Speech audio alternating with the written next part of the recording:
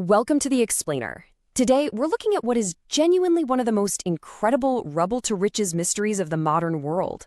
How exactly does a nation go from absolute, devastating ruin to a global superpower in just a few short generations? The story of South Korea isn't just a history lesson. It's this fascinating blueprint of survival, strategy, and sheer human willpower. Okay, let's dive right into this because the contrast here is, well, it's absolutely staggering. If you were looking at South Korea in the 1950s, you were looking at a country that was poorer than most developing nations. Entire cities were just completely flattened. Millions of people had lost their homes. Very few people on Earth imagined this country would even survive, let alone thrive. But fast forward to today, and we're looking at a trillion-dollar economy. South Korea's everywhere. They're exporting the smartphones right in our pockets, the cars we drive, the semiconductors powering our computers, and of course, a global cultural wave that has completely taken over the world. Section 1. A country in ruins. The bleak starting point of modern South Korea. To really understand the miracle, we have to go back to the starting line and grasp the sheer scale of the devastation. From 1910 all the way to 1945, the peninsula endured a brutal Japanese occupation. And just as that ended, the country was tragically divided in 1945. Then came the devastating Korean War from 1950 to 1953. By the time the armistice was finally signed, the infrastructure was just decimated, the nation was entirely fractured, and the physical destruction was absolute. So here's the crucial point. They had nothing. We're talking about massive, widespread poverty, and unlike some nations that can kind of dig themselves out of a hole by selling off oil or gold or timber, South Korea had virtually zero natural resources to fall back on. Development economists looking at this exact picture in the 1950s largely concluded that South Korea had almost zero chance of ever becoming a wealthy nation. Which leads us to the ultimate question, right? If you have no money, no infrastructure, and absolutely no natural resources in the ground, how exactly do you engineer an economic miracle? Well, what happened next surprised economists all over the world. Section 2. Designing the Economic Miracle, the Government-Led Industrialization Plan. Under the leadership of Park Chung-hee, South Korea didn't just sit around waiting for the free market to slowly develop. The state stepped in and took total control. Through these incredibly ambitious 5-year economic plans, the strategy was highly orchestrated. Step 1, forcefully direct resources into building basic infrastructure. Step 2, develop light manufacturing. And then Step 3, aggressively pivot the entire nation into a heavily subsidized, export-driven economy. The mandate was crystal clear: sell to the world or perish. Now, as an objective explainer, it's vital that we look at the whole picture here. The economic reality was undeniable. This state-led approach created rapid modernization and explosive export growth. It worked. However, the societal reality was highly complex. This aggressive state planning came with strict labor controls and significant limitations on political freedoms during those rapid development years. It's a period of history that still sparks intense debate today regarding the immense societal costs paid for that rapid growth. So the government had the vision and they had the power. But here's the thing. A government doesn't build ships or design electronics. To build a global empire, they needed a corporate army to actually execute the plan on the ground. So who were they? Section 3. Rise of the chaebols, the massive conglomerates that built modern Korea. You really cannot understand South Korea without understanding this one specific word. A chaebol is a large, family-owned business conglomerate. But here's the key takeaway. The government essentially picked corporate winners.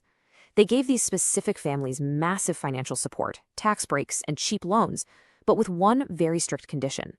You must use this money to dominate global exports. You definitely know these names: Samsung, Hyundai, LG, SK Group, POSCO. Before this era, a lot of these were relatively small, obscure trading companies or just local merchants. But fueled by relentless government backing and an incredibly intense work ethic, they were forged into global behemoths, specifically tasked with carrying the South Korean flag out into international markets. And this brilliantly illustrates the lingering reality of that exact strategy, which is still highly visible today. A massive slice of the entire nation's economic output remains highly concentrated within just a few top chaebols. Now, on one hand, this gives South Korea immense, consolidated, innovative power to compete head-to-head with giants like Apple or Toyota. But on the other hand, it draws significant modern criticism for stifling smaller domestic competition and concentrating way too much economic wealth at the very top. But factories and corporate monopolies alone don't explain how South Korea went from making cheap textiles to designing the world's most advanced microchips. What actually fueled that shift? Section 4. The Education Revolution. Building a hyper-skilled workforce. South Korea quickly realized that without natural resources in the ground, their only real resource was their people. So they poured massive investments into STEM, science, technology, engineering, and math. They rapidly expanded universities and focused entirely on workforce development. Education wasn't just seen as a path to a good job anymore. It was viewed almost like a patriotic duty to foster a national culture of innovation. And just like the industrialization phase, we must look at both sides of this coin. The result is an incredible innovation engine. South Korea boasts one of the most highly educated, globally competitive STEM workforces on the planet. But it absolutely comes paired with intense pressure. The South Korean education system is famous for its high-stakes testing environment, which leads to extreme societal stress and a grueling, highly competitive reality for young students.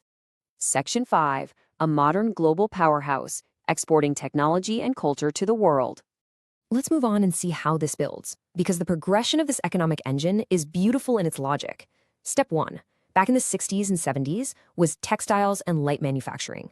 As their capital grew, they advanced to Step 2, dominating heavy industries like steel and shipbuilding. And finally, leveraging that highly educated workforce we just talked about, they reached Step 3, high-tech dominance.